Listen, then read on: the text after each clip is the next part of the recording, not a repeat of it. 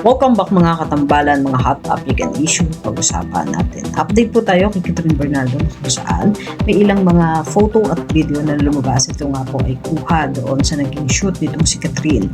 Makikita naman na very approachable itong si Kat doon sa mga tao na sumasalubong kay Kat at tinatawag ng kanyang pangalan.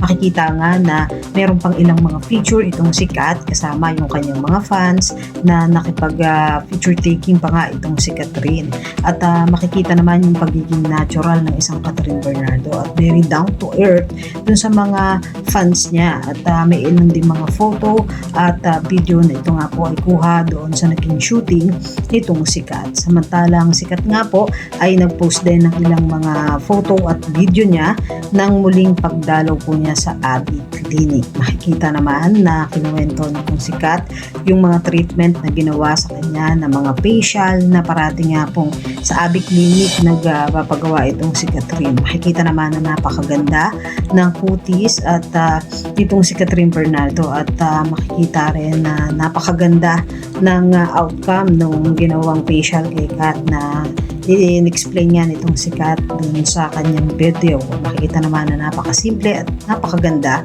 ng isang Catherine Bernardo na nito nga lang din ay dumalo naman doon sa Next on Netflix 2026 na talaga namang pasabog yung mga outfit nitong si Kat na talaga namang napakaganda, napaka-sexy, very elegant na mga damit na isinusuot nitong si Kat. Kasama rin ni Kat sa iba pang mga artista na dumalo doon sa Next on Netflix 2026. Yan po yung mga update natin ngayon kay Kat. Kayo mga katambalan, ano masasabi nyo? Comment lang sa comment section at pag-usapan natin.